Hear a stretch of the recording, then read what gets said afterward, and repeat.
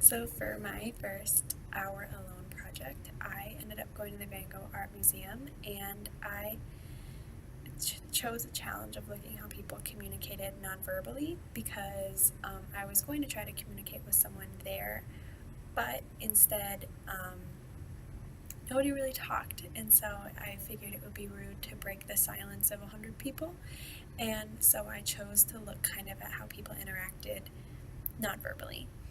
And one of the things I noticed was that a lot of people will just move you out of the way or push you or step in front of you to read a painting or read the sign next to the painting or look at a painting or especially if they had the audio tours, they wanted to be front and center.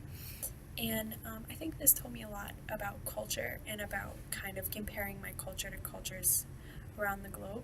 And I think it kind of helped me dip my toe in the water of being in this culture and then really comparing my own culture to it. Because, at first I was shocked. At first I was like, how could that man just step in front of me? He's 6'5". He could just see right over me.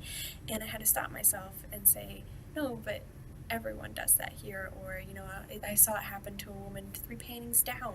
I wasn't standing close enough for them to be considered that I was standing close. And so they wanted to stand there. And I think it was growth for me because it was a little bit of a sticker shock. It wasn't, I was in the Netherlands, but I didn't really fully grasp being out of the country in the Netherlands because these people speak English and they speak it well, and I just, I didn't have to dive right in and learn a completely different language. I could get by with knowing very remedial phrases, and so I think it helped me grow because I think it helped me really, really look at my culture and why I think that's unacceptable or unacceptable, and why it could be acceptable and why so many places are willing to do it. I also think that something to recommend for my next hour alone would definitely be to get the chance to talk to someone.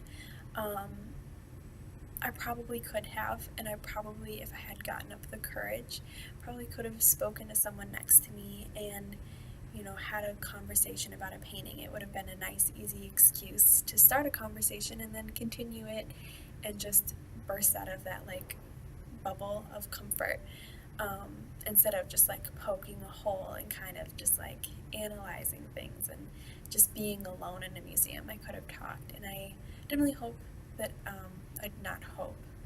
I definitely think that for my next time, I will do that because I do think that having this moment to look at how people interact non-verbally and look at how this thing compares to on the streets and bikers and cars, it got definitely I definitely got to expose myself a little bit and expose myself some to kind of how the culture works. But I can't wait to go on my next one and see kind of more and talk to people, and yeah, I think that's pretty much it.